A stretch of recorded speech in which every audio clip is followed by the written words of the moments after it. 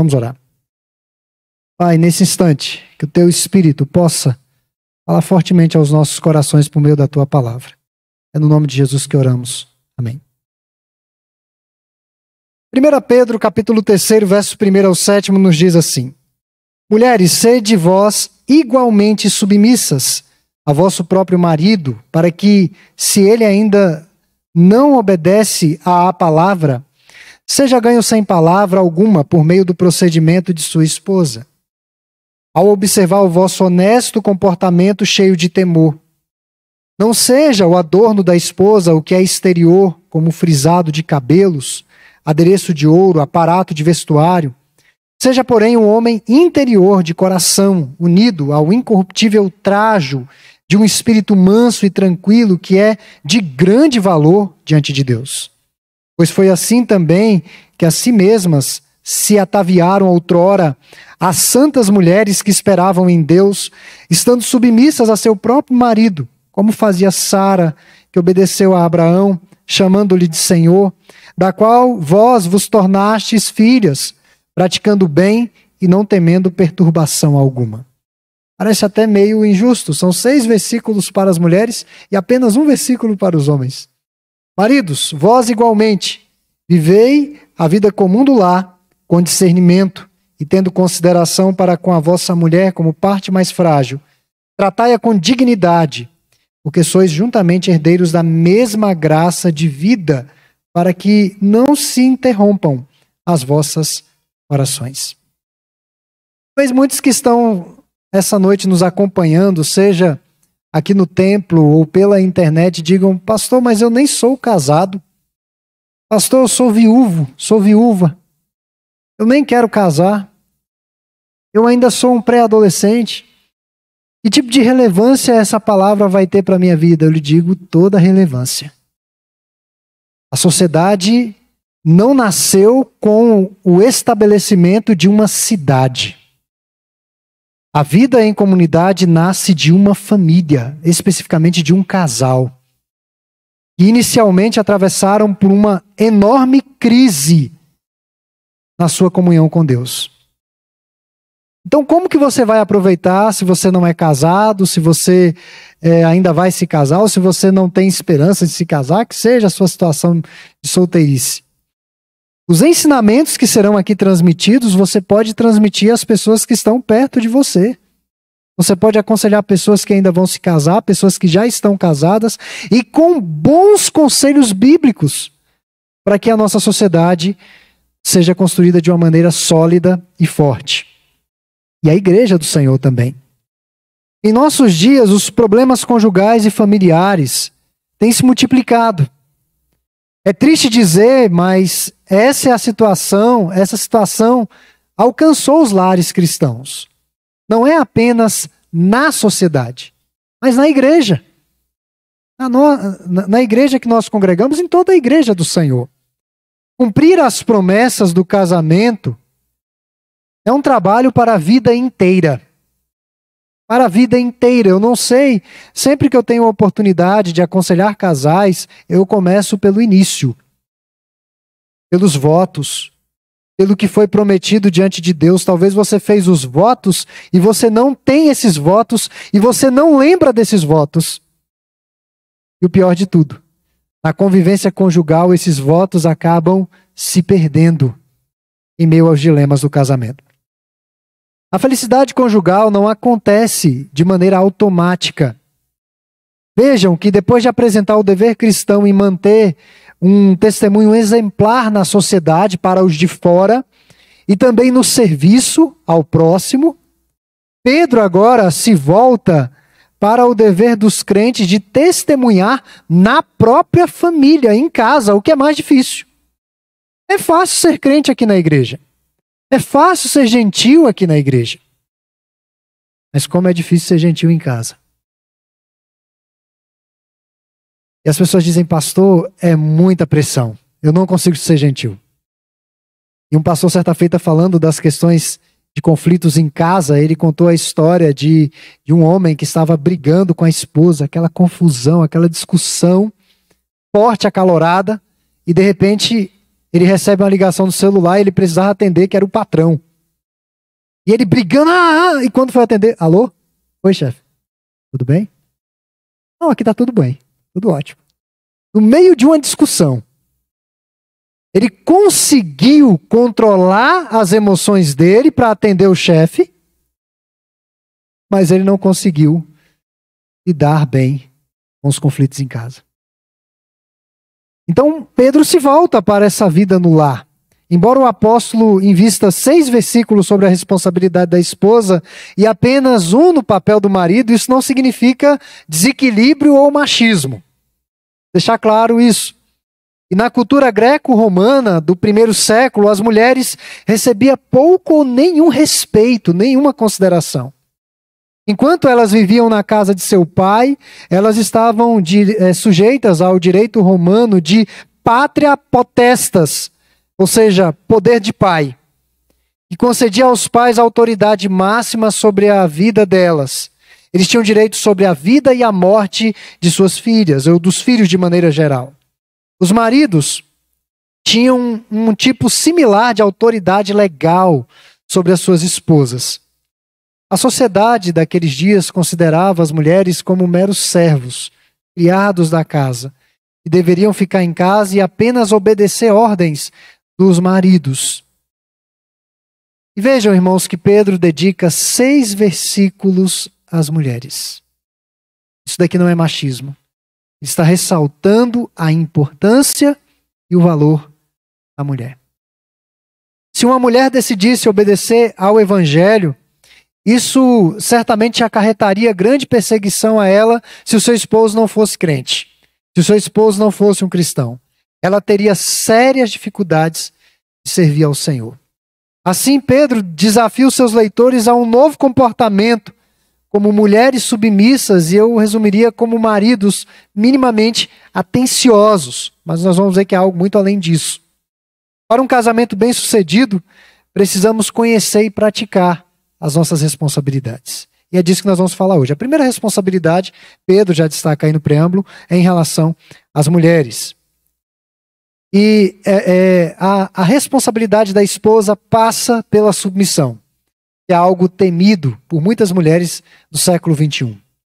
Uma vida piedosa é um testemunho muito mais poderoso do que palavras. Falar. Isso não significa que o testemunho verbal não seja importante. No momento apropriado, as palavras são essenciais para comunicar o conteúdo do evangelho. Mas o objetivo do apóstolo Pedro é mostrar que os maridos incrédulos são mais propensos à salvação por uma conduta piedosa do que pela pregação de suas esposas. E daí nós vamos ao texto. Ele diz: sede vós igualmente.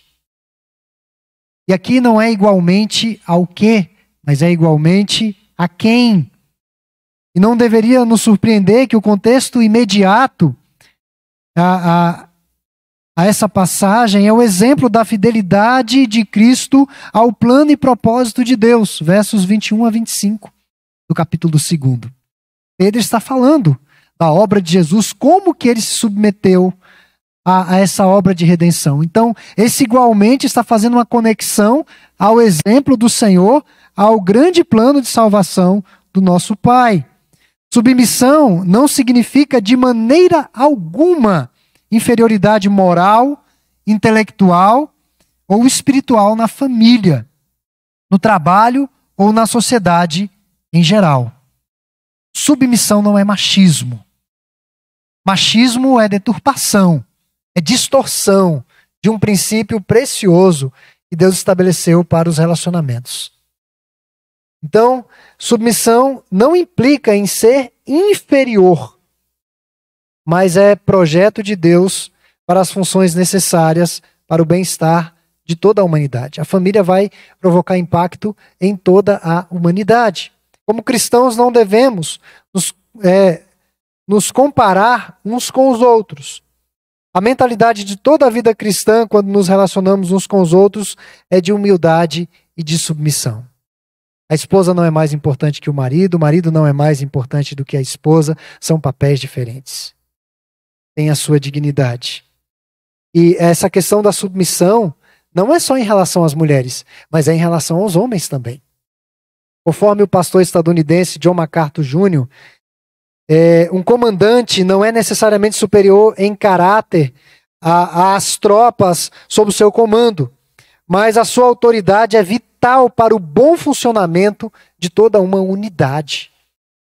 Não é superior em termos de caráter aos seus comandados, mas as suas orientações são importantes para que a tropa caminhe bem.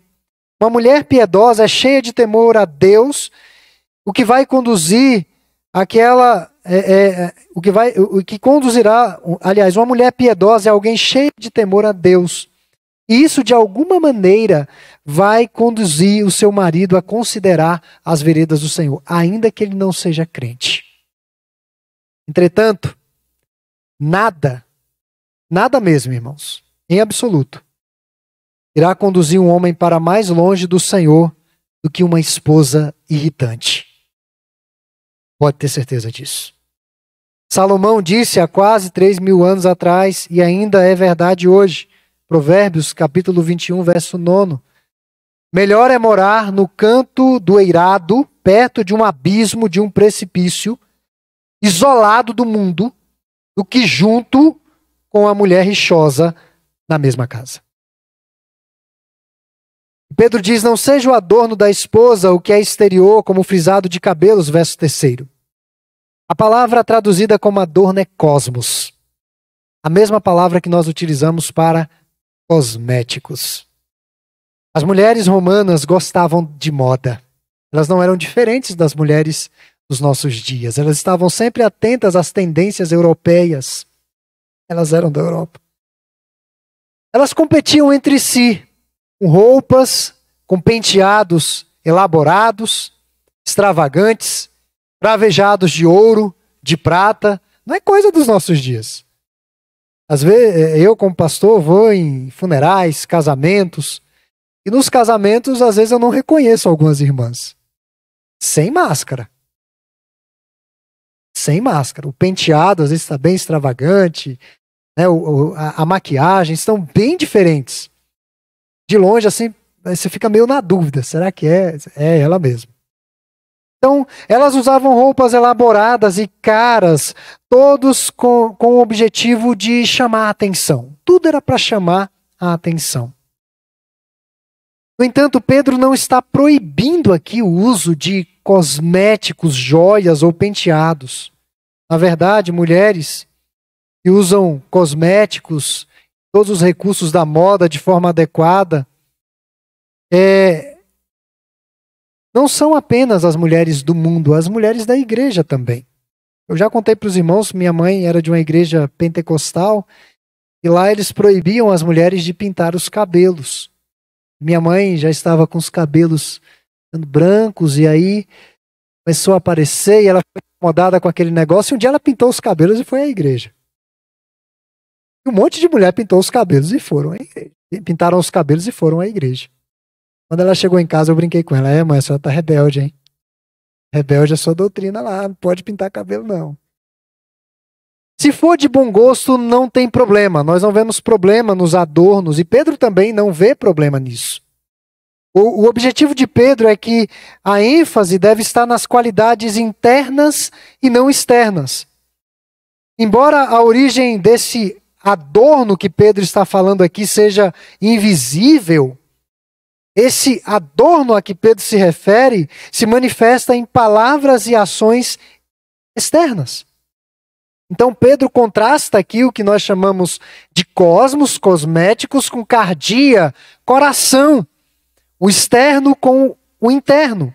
O superficial com a virtude.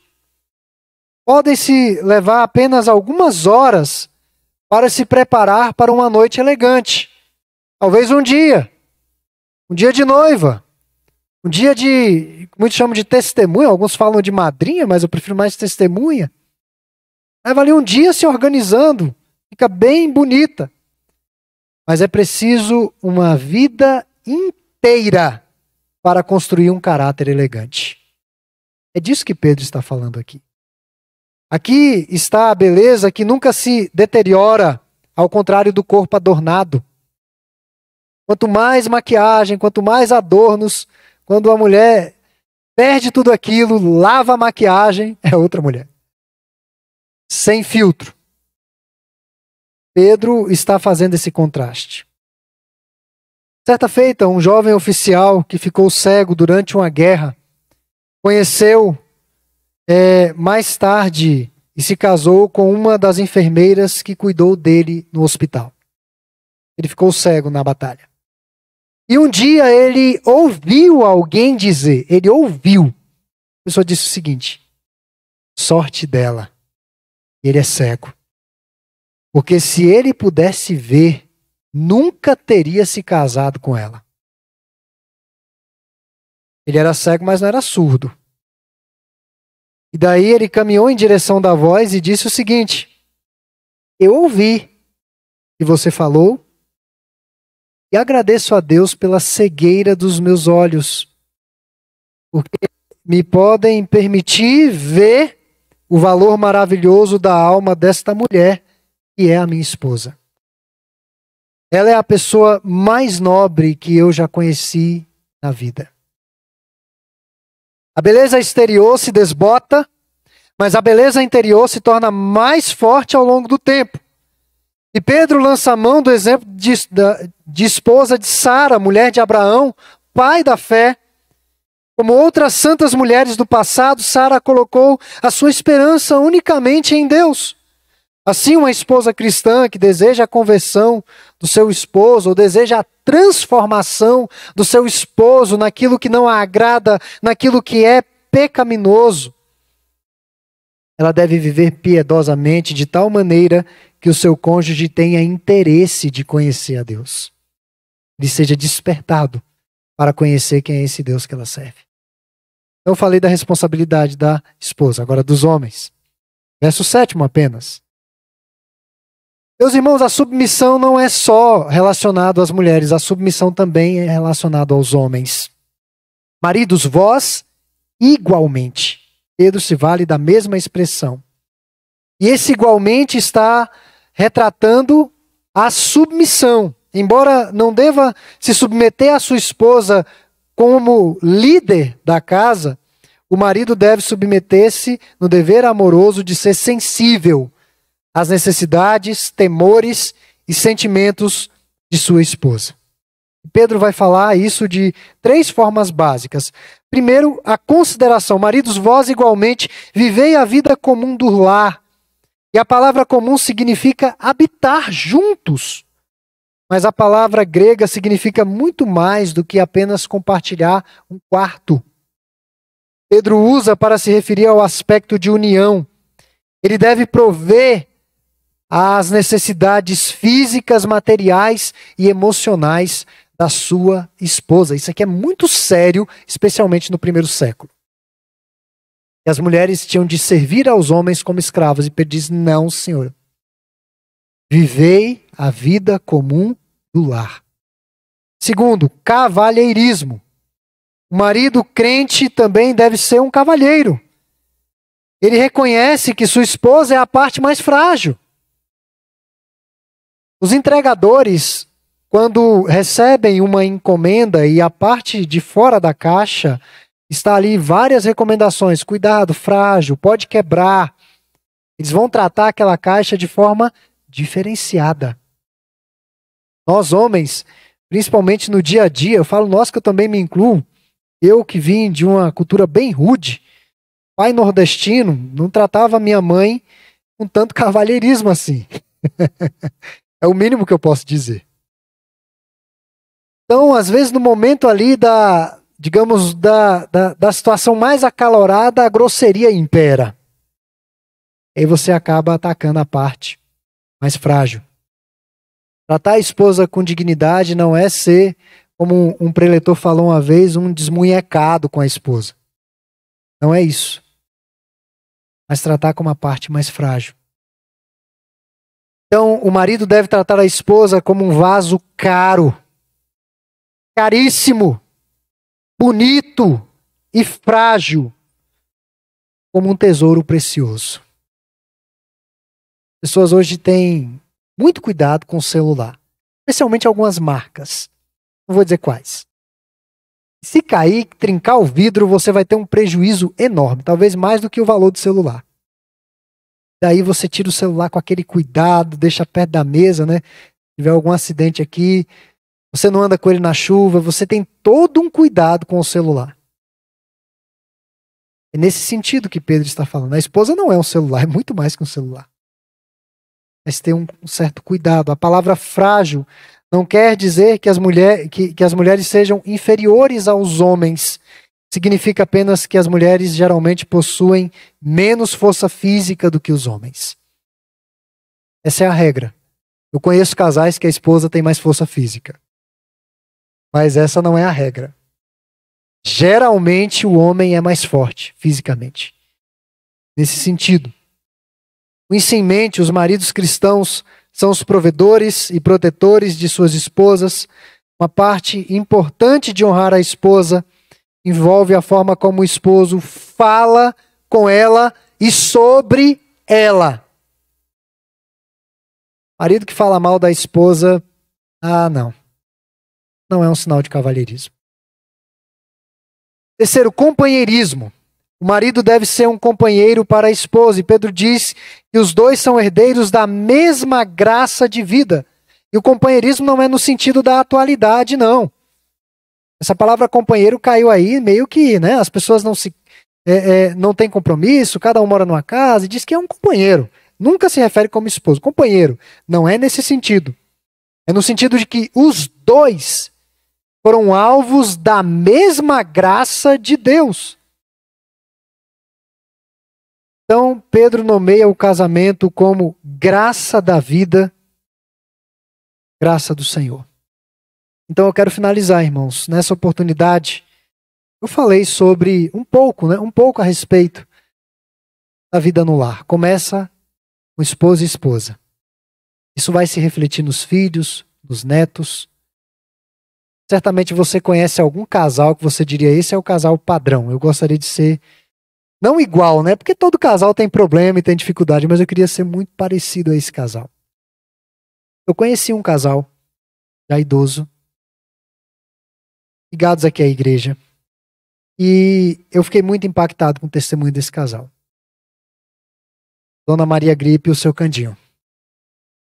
Casal que muito me ensinou no pouco contato que eu tive com eles. Mas muito me ensinou. A maneira como o seu Candinho, porque os dois já são falecidos, Dona Maria Gripe faleceu essa semana. A maneira como o seu Candinho tratava a Dona Maria Gripe, eu nunca vi igual. Um homem tratar uma mulher daquele jeito.